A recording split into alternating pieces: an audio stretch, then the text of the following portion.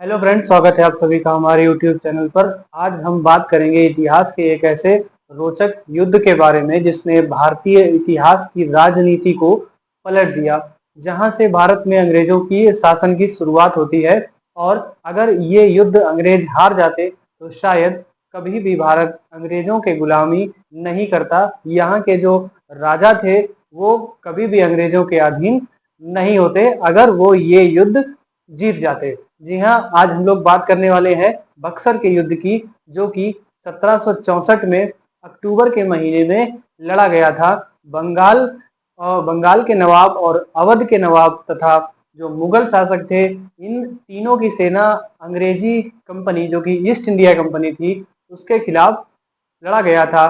बिहार के एक जगह है बक्सर। बक्सर का पुराना नाम व्याघ्रशीर है और अभी हम लोग इसे बक्सर के नाम से जानते हैं।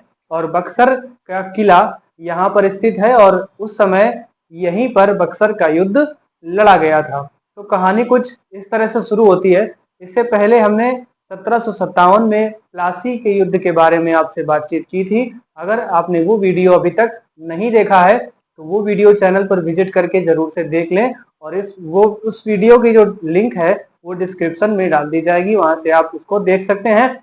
क्योंकि इस युद्ध की जो पृष्ठभूमि है, जो बैकग्राउंड है, वो उसी युद्ध से जुड़ा हुआ चलता है। तो शुरुआत होती है अंग्रेजों से। अंग्रेज भारत में व्यापार करने के लिए आए थे और उनकी नजर उस समय के प्रसिद्ध नगर जो कि बंगाल था वहां पर पड़ी।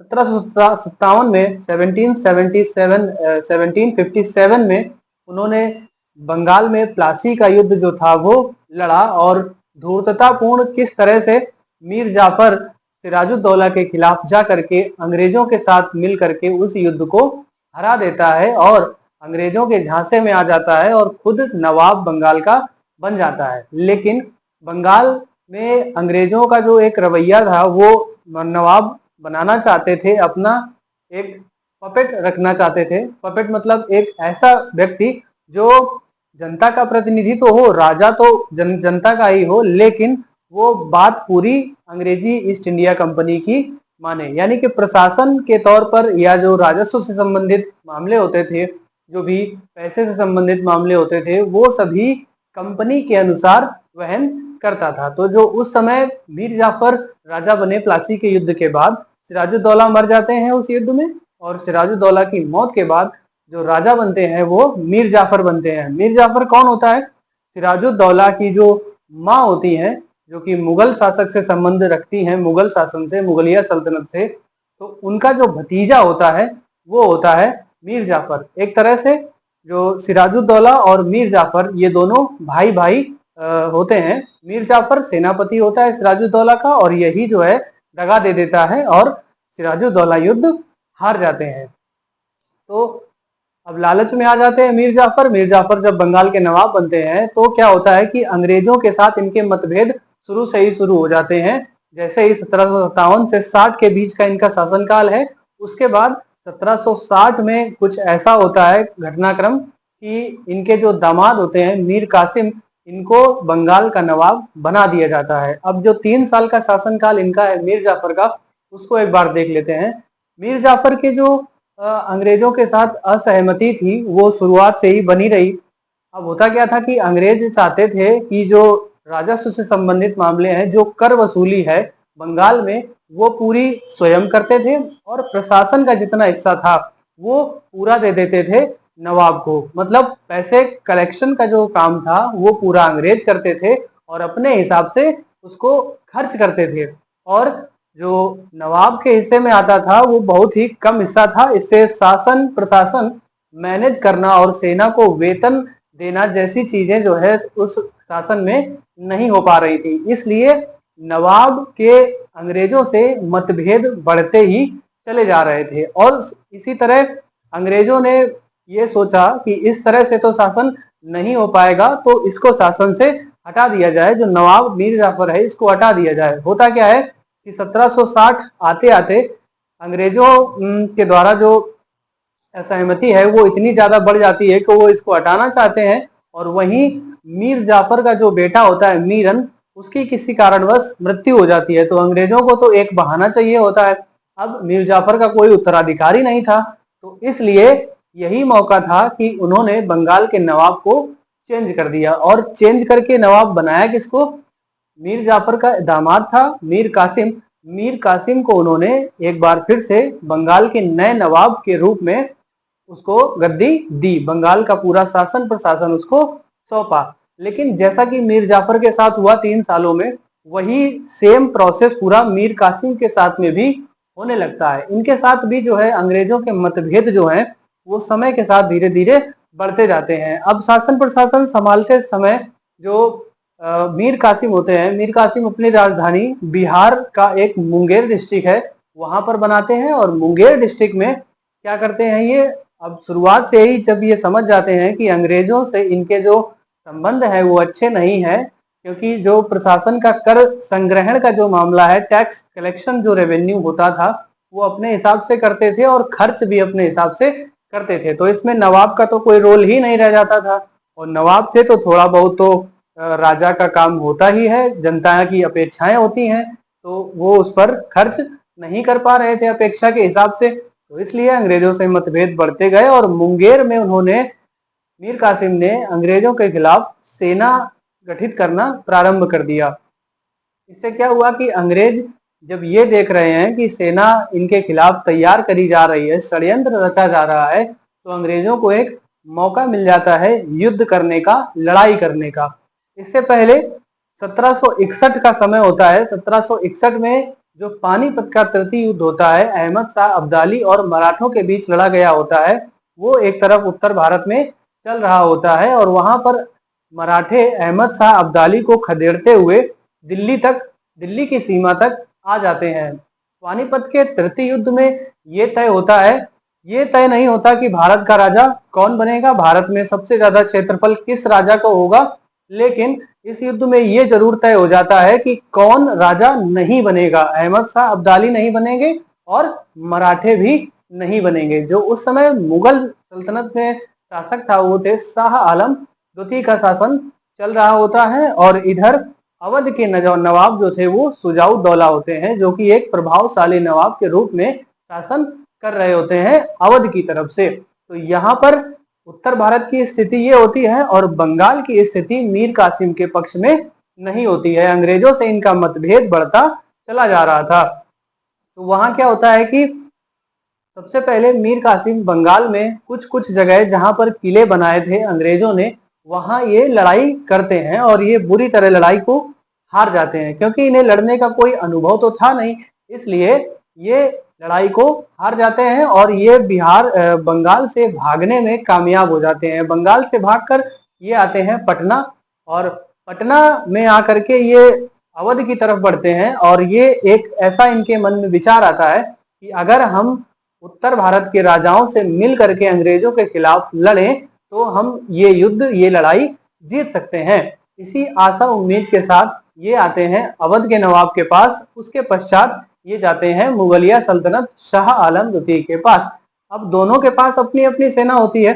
जो मीर कासिम बंगाल से जब भागते हैं तो लगभग 30,000 सैनिक इनके साथ होते हैं। उस समय इनकी सेना में हाथी, घोड़े, पैदल सैनिक और जो तलवार भाला वाले सैनिक थे वो थे, जबकि अंग्रेजों की सेना में उस समय एनफील्ड राइफल, तोपें वगैरह शामिल हुआ करती थी। तो जो अंग्रेजों की सेना थी, सेना तो कम थी, लेकिन युद्ध में जो हथियार वो प्रयोग कर रहे थे वो अधिक आधुनिक हथियार थे। तो ये कारण था कि मीर कासिम बंगाल से वहां भागे और भाग करके ये अवध के नवाब और मुगल शासन में जो शासक होते हैं शाह आलम द्वितीय, उनके पास जाते हैं और जा करके कहते हैं कि अगर अंग्रेजों को नियमित नहीं किया गया, कंट्रोल नहीं किया गया, तो ये अपनी सीमा का विस्तार करते हुए ये उत्तर भारत तक बढ़ आएंगे। तो ये तीनों राजाओं की सहमति से मुगल शासक शाह आलम द्वितीय और जो अवध के नवाब होते हैं नवाब शुजाउद्दौला,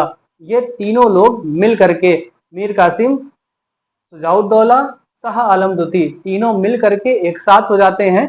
अब इनकी सेना संख्या में तो अंग्रेजों की सेना से बहुत ज्यादा हो जाती है, लेकिन इनकी जो युद्ध की तकनीक होती है वो कला कौशल सही ना होने की वजह से इस युद्ध में इनकी पराजय होती है। तो पूरा प्रकरण क्या होता है कि तीनों सेनाओं को लेकर के ये बक्सर की तरफ बढ़ते हैं और युद्ध की घोषणा करते हैं। अंग्रेजों को वहां पर मौका मिलता है और अंग्रेज क्या करते हैं, उस समय अंग्रेजों की तरफ से शासक जो लड़ रहा था ईस्ट इंडिया कंपनी की तरफ से, वो थे हेक्टर मुनरो। हेक्टर मुनरो एक ऐसा यूरोपीय सेना नायक था, जो सैन्य था, अधिकारी था, जिसे कतई बिल्कुल दया नाम की कोई चीज नहीं थी। मतलब सैनिक सैनिक तो ऐसा ही होना चाहिए कि लाश पर भी बैठ के खाना खा ले, माने देश के हित में अगर कुछ भी करना पड़े तो वो कर गुजरे। तो अंग्रेजों ने इस तरह के सेना नायक को अपनी कंपनी की तरफ से इस युद्ध में लड़ने के लिए नायक के रूप में बनाया। पूरी सेना की जो कमान थी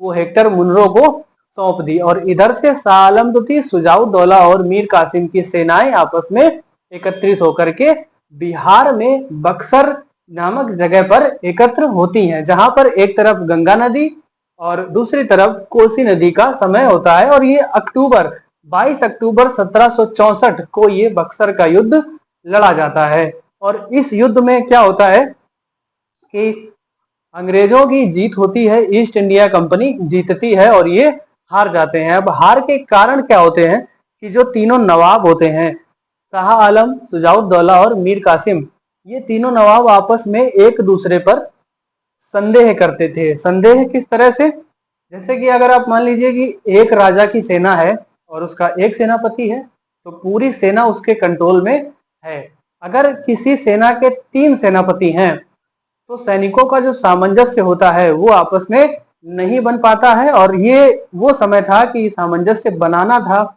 लेकिन तीनों का आपस में कॉम्बिनेशन नहीं बन पाता है। और जब कॉम्बिनेशन नहीं बन पाता है तो ये जो शाह आलम द्वितीय होता है, जो मुगल शासक होता है, दिल्ली का जो शासक होता है, वो क्या होता है, अंग्रेजों से जाकर के मिल जाता है। ठीक उसी तरह से षड्यंत्रकारी, जिस तरह से जो प्लासी का युद्ध होता है वहां पर जो मीर जाफर होता है वो अंग्रेजों से मिल जाता है, उसी तरह यहाँ पर शाह आलम भी अंग्रेजों से मिल जाते हैं। अब शुजाउद्दौला जो कि उस समय के सबसे ताकतवर शासकों में से एक थे, जो कि अवध के नवाब थे, वो अंत तक अंग्रेजों से लड़ते हैं। अब एक अकेला चना भाड़ नहीं फोड़ सकता, उसी तरह शुजाउद्दौला की सेना भी काफी दिनों तक अंग्रेजों की सेना का सामना करती है, लेकिन वो युद्ध में विजय नहीं प्राप्त कर पाती। इसलिए शुजाउद्दौला को भी आत्मसमर्पण करने के लिए मजबूर किया जाता है और आत्मसमर्पण वो इस युद्ध में करते हैं और उनके आत्मसमर्पण के साथ ही